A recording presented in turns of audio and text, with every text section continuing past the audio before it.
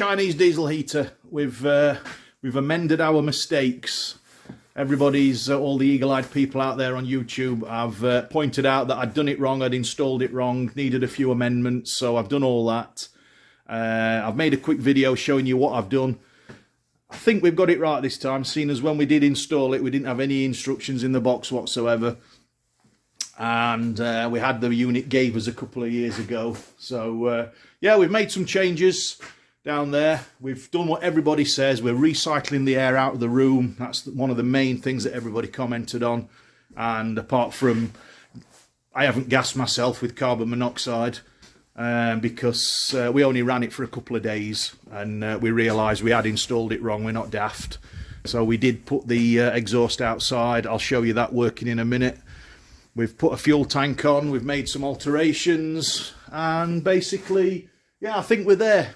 But you'll be interested to see the exhaust system we've made and the heat recovery system. So I don't know whether to show you that now or put that in a separate video. I'm still thinking about it, but it does work. However, since then, we've developed a fault code E9, which I believe is the temperature sensor, according to all the YouTube channels that I've watched. So I've tested it. It's not very good, so I've ordered a new one. But it's 3 or 4 days before Christmas, and I ain't going to get it, am I, really, realistically? So, but yeah. And also, one of the other safety features we've put in, we've got fresh air out the room, and we've added a safety feature. So I'll just show you that. We've got the time clock. Got the time clock there, and underneath it, just in case any carbon monoxide comes in, we've got the carbon monoxide tester, which is the lesser spotted Uzelen bird. So that lets me know if there's any carbon monoxide in the room. So we've got a few alterations to the Chinese diesel heater. If you watch the first video, we found it on the shelf in a box with no instructions, so we didn't really know what we were doing. We installed it what we thought was right. However, loads and loads of you eagle-eyed people out in YouTube land have slated me for it, give me comments. It's a video, I've never had so many comments on one video about this heater. So we've I think we've made all the amendments. We've mounted the fuel tank at the top. It's not the genuine one, it's one that we had on an old lawnmower system, but it holds about 5 litres, which is enough for what we need. Gravity fed, everybody said gravity fed pumps. Some of you said 45 degrees, some of you said 30, some of you said vertical. So we've just put it in the middle, we're not sure. But it works. It's the right way up. As you can see, it's the right way up. Fuel filter, inline fuel filter, clips on all the pipes, because everybody said you can't use tie wraps, which is understandable. So we've got the proper clips on everywhere. Exhaust is fitted with a clamp at the top and exhaust paste, and the inlet is clamped with some seal round it, stop anything getting in there. Fuel line in's clamped. We've moved it as far away from the exhaust as we can. Fresh air intakes there. What we've done also is we've made another hole in the wall. That's the fresh air through the pump out of the room that we're heating. Everybody said do that and get more heat. So that's a little sort of modification we've made.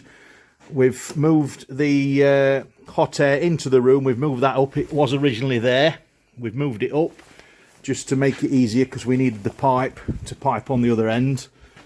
The main thing everybody said was get the exhaust outside. So we have. The exhaust runs through the outside, through the wall. What a job that was, trying to drill a hole through a 3-foot thick stone wall with a breeze block interior. But we did it. So there's the exhaust pipe venting outside, and look at that, we have condensation as well. So it's all running downhill, which is great. There you go, a little bit of moisture coming out on my hand. The pipe, it's pretty warm. Yep, I think we can do something else with that. I've just had an idea. And the other thing is, we've made a bit of an experiment. We've made the Exhaustator 3000 heat exchanger. Everybody said harness the heat from the exhaust and pass it back through into the room. So we have. So the idea is fresh air comes in along this pipe from the room we're trying to heat, goes down there, through that tube, back up there, and into through the machine, through the heater. The exhaust passes also through the middle of the tube in a sealed chamber, one solid piece of pipe. So that larger chamber there is picking up heat from the exhaust all the way around and then pulling it through the heater, and it has made hell of a difference. Hell of a difference. And also we're pulling the air out of the room as well, so it's an ambient temperature air being superheated and then blown back through the thing. Wiring's still the same, so yeah, so all that's in there. No diesel leaks, fuel tank's gravity fed, as everybody said we should do it, and we've moved the battery over here out the way. Battery's over there, just charging it up because it's been on a few days. And that's about it. Yeah, time clock's still there. Oh, the only other thing is, since we've done all this, we're getting an error code.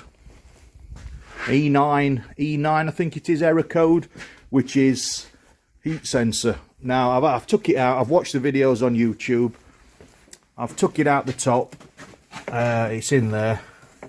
Just undo that, and you can get to it very easy. And it's down there. It's the little ceramic thing in there. You take the clip out, take that out. When I took it out, one of the wires had come out of the ceramic, so it wasn't making a circuit. So every time the heater tries to start up, the motherboard's sending it to the time clock, telling it, as it's doing its startup procedure, it's telling it there's no circuit there, shut down. So it's just going through a continuous startup shutdown cycle now. I've tested it, there's no continuity through there, so it needs a new one. So I've ordered one of those. Obviously it's 3 days before Christmas. 3 days before Christmas, and it ain't going to arrive, is it, realistically? So at the moment it does work. It makes hell of a difference to the heat. I think we had it up to about 19 degrees in here the other day when it was freezing in this room. So yeah, just waiting for that to arrive from eBay. So big thank you to everybody who commented, much appreciated. I've had some great bedtime reading. Some made me laugh, some were good, some bit criticism, but we can take it. And yeah, no, and as one eagle-eyed viewer pointed out, we have got a pew there. We do sit on it praying every day that things go right for us. But yeah, so thanks to all the comments. Thanks to everybody who's watched the channel and subscribed. Thanks to all the new subscribers, and hope that was helpful for you. I've got a video, I'll put it on, of us making the exhaust pipe so you can see it more clearly if you want to have a go and try that. But until I get this new temp sender, which the wires come out the back, I can't really demonstrate it to you, so I'll do another demonstration video after Christmas, and we'll see how it goes from there. So thank you very much for watching. Don't forget, click like and subscribe, and we'll see you on the next one. Cheers.